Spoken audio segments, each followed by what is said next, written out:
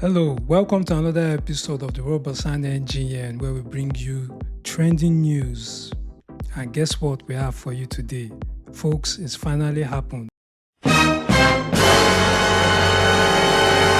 Puffy has been arrested.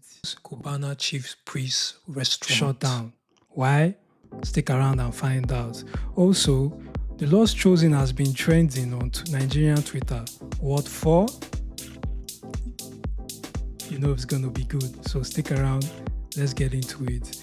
And last but not least, we will have another touching, warm, positive story for you coming out from South Africa, of all places. Trust me, it's not beef. It's not beef. South Africans, I'm not beefing you guys anymore. I'm calling for peace. So like and subscribe if you find value in this video. If you enjoy yourself, give us some support and some love. Stay tuned. Coming up next. In the early hours of this morning, troubled businessman and celebrity mogul Puff Daddy, Diddy, whatever you want to call him these days, was arrested as TMZ reports in the early hours in New York this morning. The businessman was seen walking around the streets of New York with his son, and they were taking pictures, mingling with fans, giving autographs, when all of a sudden the chickens came to roost. And I mean federal chickens, big ones. Puffy has finally been arrested and taken in for questioning, but as at this time, there have not been any charges or anything. And to be honest, this is kind of weird for me because Puff was kind of like my inspiration getting into rap music back in the day, you know? So when this story first came out with him and Cassie and the whole settlement and everything, I told my guy, I said, look, man, it can't be. It can't be. Like, something is up. Something is up. But then lawsuits started swinging in left and right. And before you know it, even last week, somebody got a default judgment against Puff for about $100 million. People were wondering, oh, have the feds forgotten about it? When are they going to pick him up? How come Puffy hasn't been locked up? The comments were going wild all over social media. And finally, it has happened.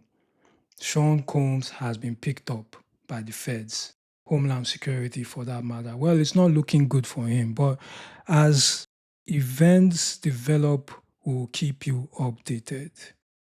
Moving on to the next story. Now, if you are not a Nigerian, you might not know who this is, but Nigerians, unless you're living under a rock, we all know who Cubana Chief Priest. He is a popular businessman, celebrity who is famous for operating a club and his social media antics and hanging out with Nigerian celebrities. Cubana Chief Priest Restaurant in Lekki, which is an affluent neighborhood in Lagos in Nigeria. This is where it gets a little bit funny.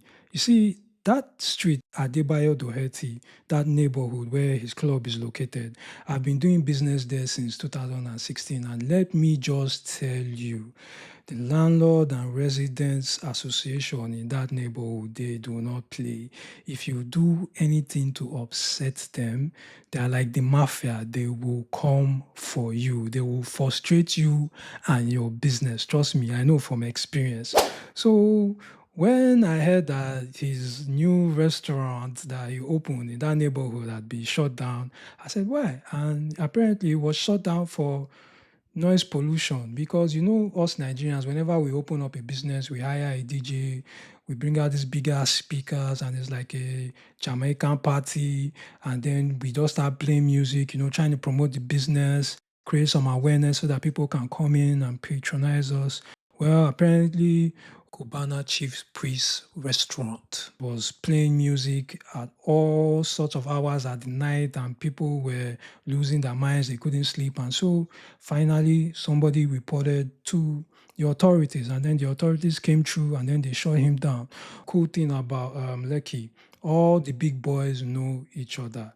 So if they can come together and reach an agreement and then talk to the landlords and tenants residents association in that neighborhood, maybe they can withdraw their complaint, or maybe if they can't settle it, the matter might just end up in court and they might sue him for noise pollution and get an injunction or something to keep his business closed. Either way, it's not looking good, but let's just see how it goes. And on to our third story for today. This one is going to make you laugh because if you know the Lord's Chosen, which is a popular Nigerian church in Nigeria, and they wear vests. It's like all the members wear vests, which is sort of like this color, and then it's they have the Lord Chosen inscribed on their vest. And the church, let me just tell you, they are known for praying. Or more, they pray. They pray like mad. All of a sudden, this church starts trending on Twitter, and I'm like, hold on, like why am I saying I am a chosen? I am a chosen. I am a chosen. One of the members gave a testimony, and it was wild. Roll the clip. I told my husband, declare you are a choosing. My husband was afraid when he heard that it was kidnapper. When my husband said he's a choosing kidnapper, who are you? Then I say, Oga, we not come here to play. Then remove gun, AK-47. Then shot my husband on the chest. And I say, I am a choosing. I am a choosing. The God of my pastor power, where are you? Then say, I should keep quiet. I say, where is the God of my pastor power? Then shot my husband again. I continue, they say, I should keep quiet.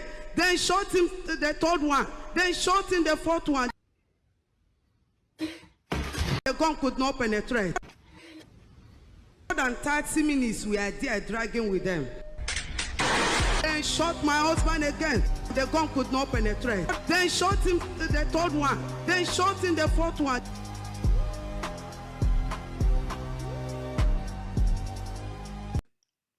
So people have been making memes, making jokes about this church since then, and it's crazy because you know us Nigerians, when we want to drag you, when it's your time for us to make fun of you, we will go to the fullest, and it's wild.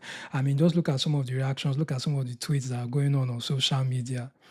What a time to be alive. You know, this one is a weird one for me because I was raised in a Christian home and my mom is a pastor, and I don't want her to watch this part. So that don't just skip ahead. Don't share this video with your church friends or anything. Skip ahead. Trust me. Just skip ahead. And now for our final story of the day. This one's heartwarming, depending on how you see it. It will put a smile on your face and at the same time might just weird you out. That depends on if you are familiar with juju or Santeria type things, as they call it, black magic, you know. Well, and it comes from South Africa, of all places, our southern neighbors down on the continent. Well, apparently, a South African worker found a doll buried under a bridge. This doll was tied up with red rope. And you know that's what goes on in black magic when somebody wants to punish someone else and with misfortune go to your native doctor, your high priestess, your babalawo or whatever, and then they do this magic. Maybe they might cut the chicken hair, pour blood over it, type of thing. Apparently, maybe this is what happened here, and then the South African worker, he painstakingly cuts the rope just to set this person free. That's if that's what's happening. You can never tell. So the reaction from social media to this has been pretty cool. It's good, you know, that's a good one from the South Africans. You know, they're not all bad. I have no beef with the South Africans anymore, trust me. So that's it for today. Well, as events develop, we'll keep you updated and we'll have more videos for you. Please like and subscribe. See you soon.